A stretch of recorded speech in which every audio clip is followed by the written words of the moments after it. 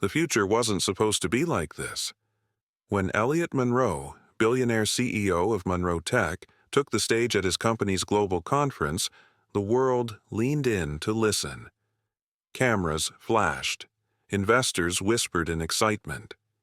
The AI revolution was here. Dressed in his signature tailored suit, Monroe smiled as he unveiled AURA, the most advanced artificial intelligence system ever created, one designed to replace human labor entirely. The screen behind him flashed bold letters. AURA, the end of human error. Efficiency, precision, perfection, Monroe declared, his voice smooth, practiced.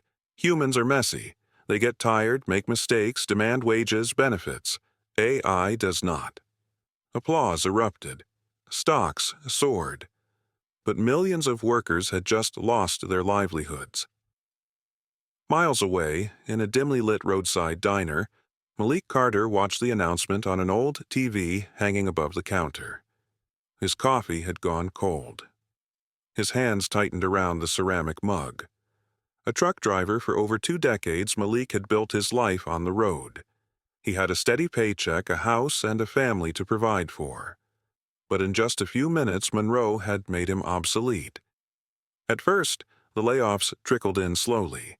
Then, Aura trucks hit the highways, driverless, flawless, unstoppable. Within months, Malik and thousands of others were replaced. No severance, no safety net. Just an email that read, "Thank you for your service." Now jobless and ignored by a system that no longer had use for him, Malik had become something worse than unemployed. He had become invisible. For weeks, Malik Carter searched for work, but every door slammed shut before he could even knock. Applications went unanswered. Automated rejection emails arrived before he could finish reading job descriptions. It was like he never existed. One evening, he sat in the back corner of a public library, hunched over a battered laptop. His savings were gone, his home foreclosed, and the streets had become his reality. He applied for another job, warehouse worker, minimum wage, rejected, instantly.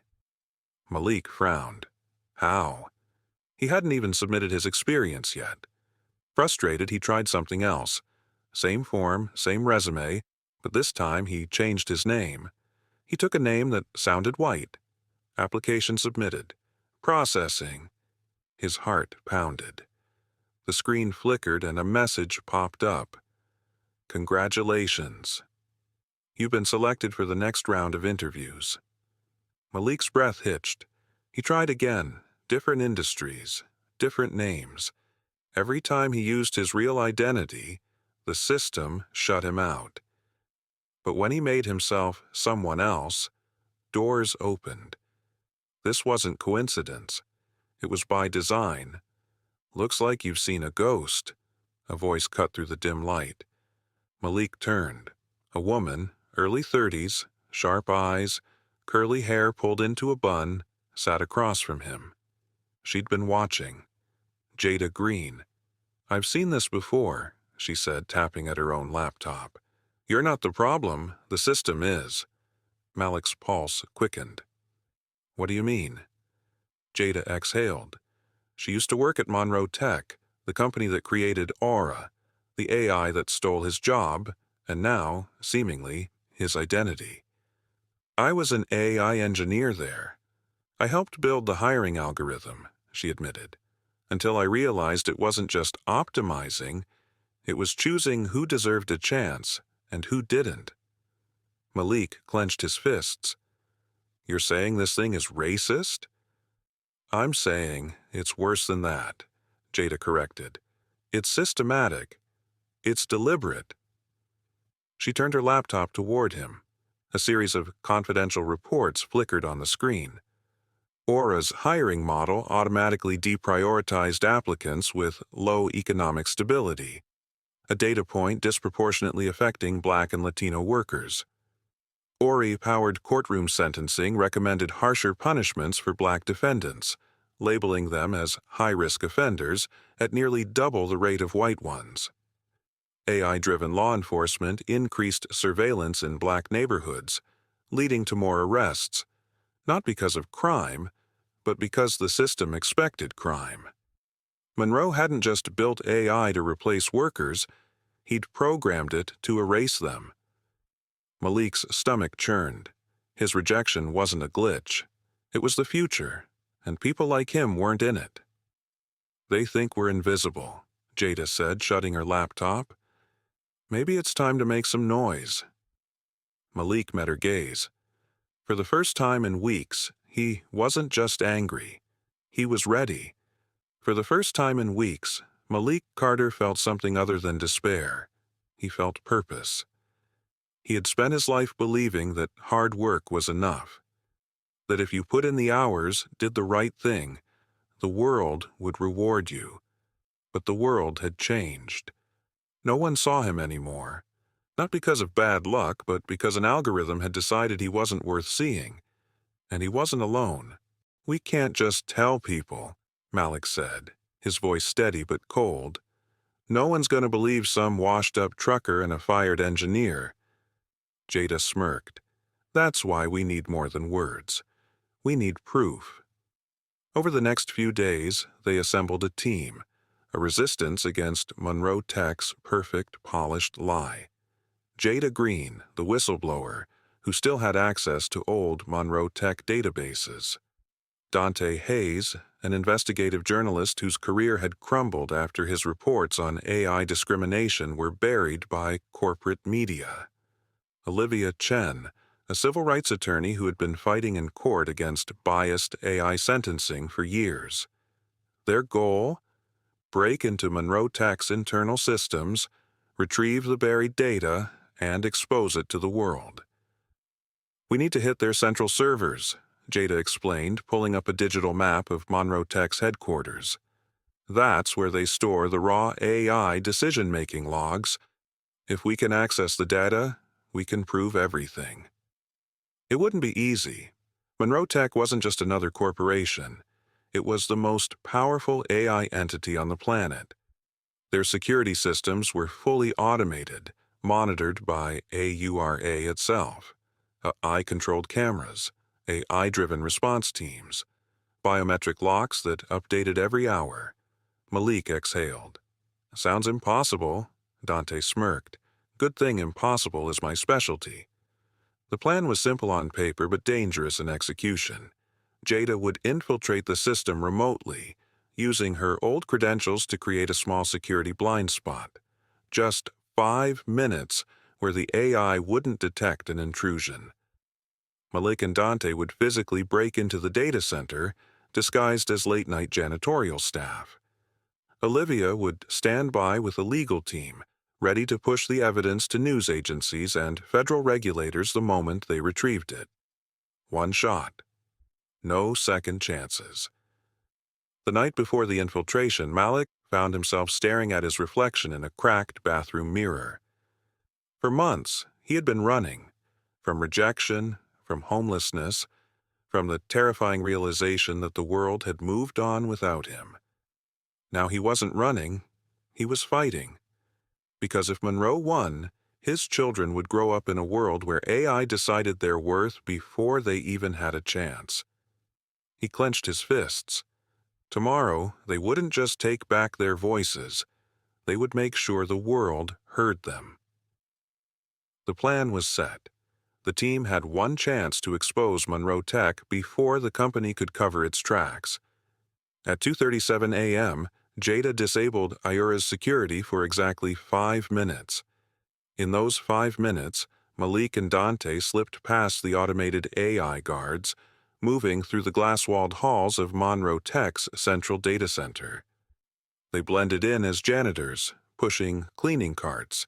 Inside were custom hard drives designed to pull raw AI data. The target? Server room 14B. Malik swiped the stolen ID badge. The door clicked open. Inside, rows of towering servers hummed, pulsing with the data that decided who got hired, who got arrested, who was seen, who was erased.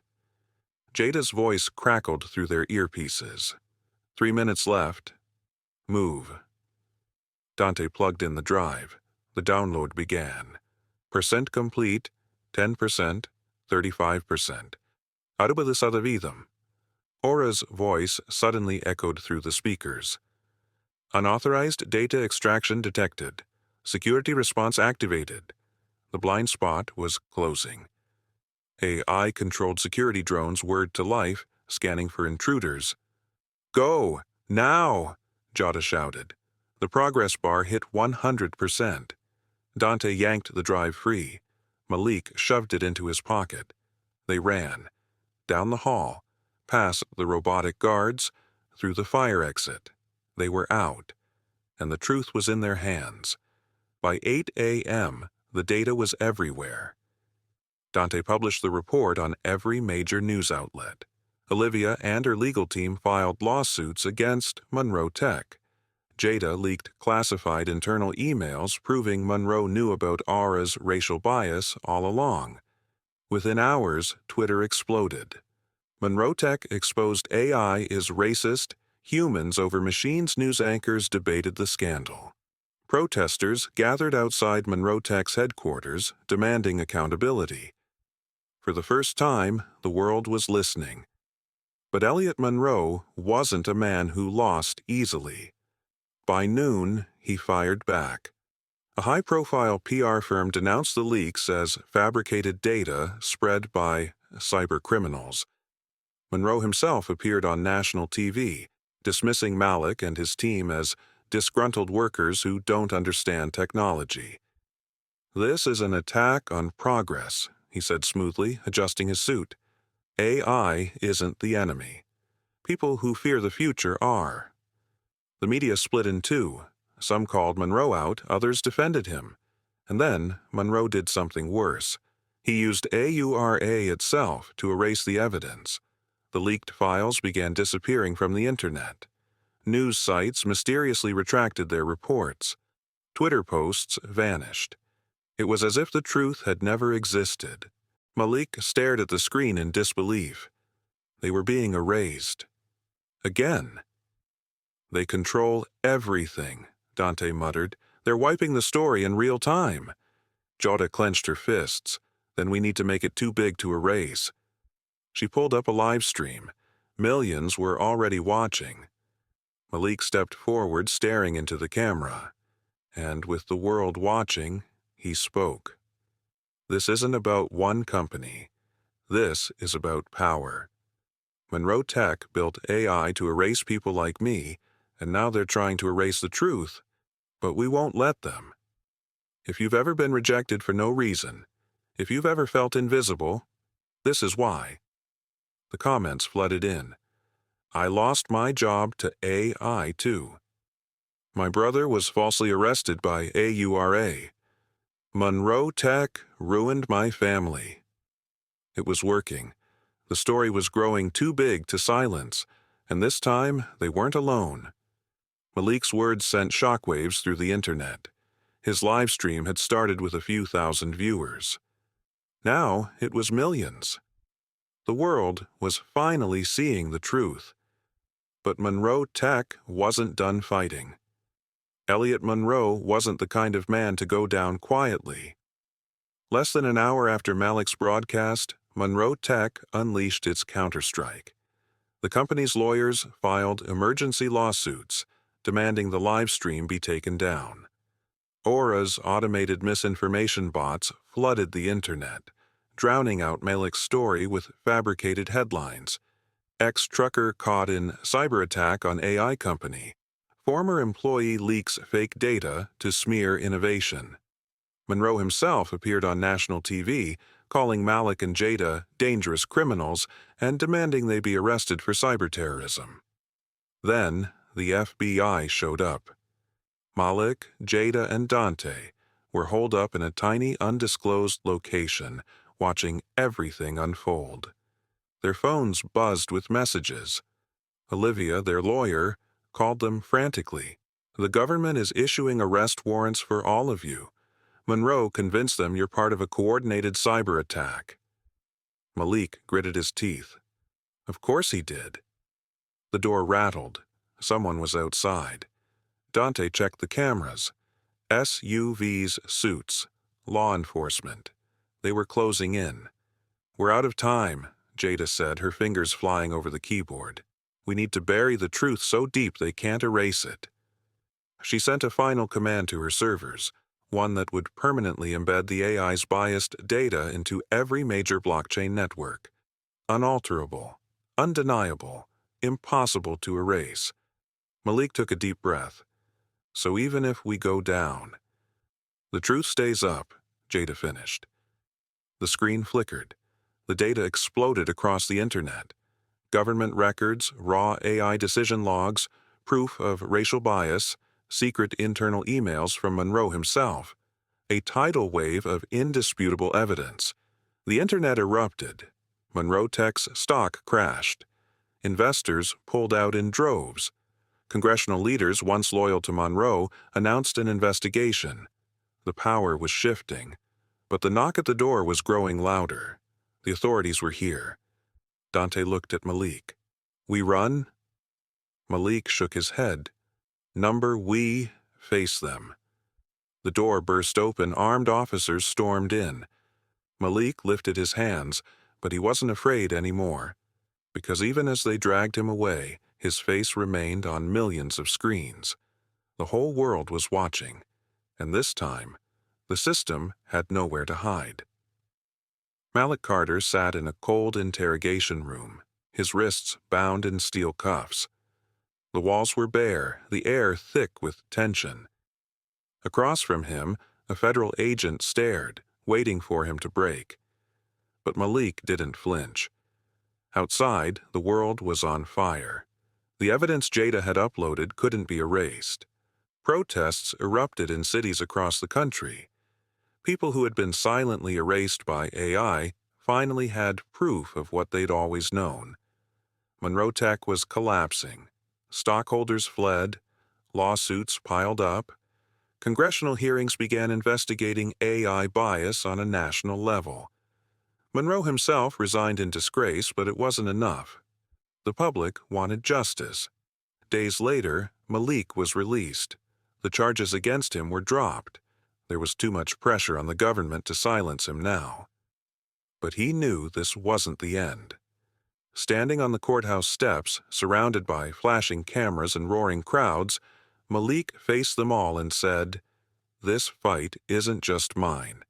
It belongs to everyone who's ever been told they don't matter."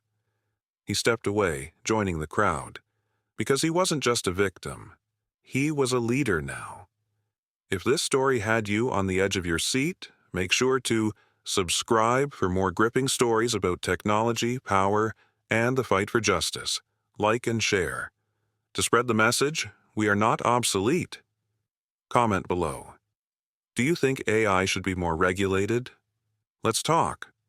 The system tried to erase him, but the world was watching. Are you?